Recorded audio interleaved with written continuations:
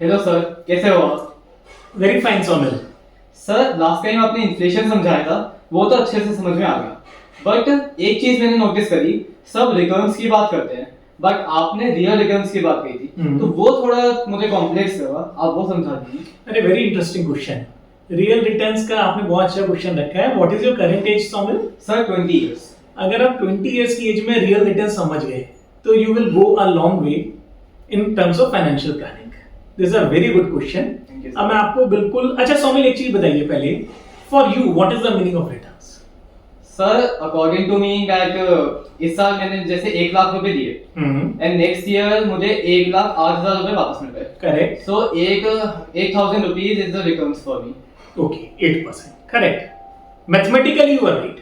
Yes sir. Mathematically you are right. Now I will explain you in detail. देखिए, there are two kinds of return. One is nominal return and the other is real return. Okay. The return which you have talked about recently is nominal return. कि मैंने आपको 1 लाख रुपए दिया loan पे, yes sir. आपने मेरे को 1,08,000 rupees return कर दिया after 1 year, so return is 8%. This is mathematical calculation, इसमें हम और फैक्टर्स को कंसिडर नहीं करेंगे. So this is nominal return.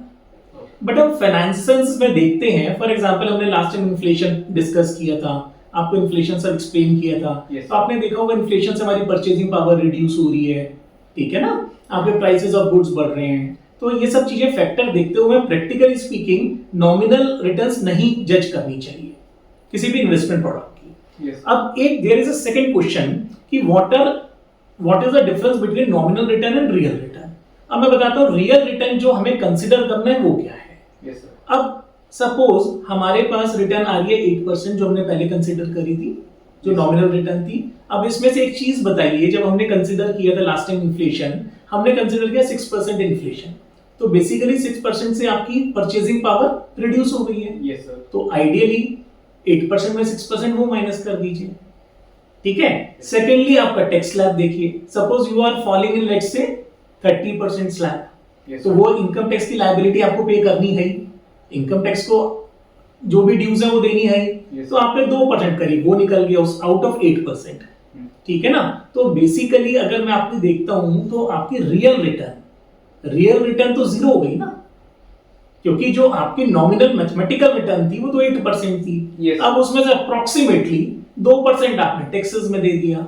Yes, 6% की आपकी परचेजिंग पावर रिड्यूस हो गई है, यानी आप तो वहीं रहे हैं. Yes. करेक्ट. तो आपका जो भी कॉर्पस है वो तो उतना ही रहेगा ना, तो रियल रिटर्न जीरो हो गई.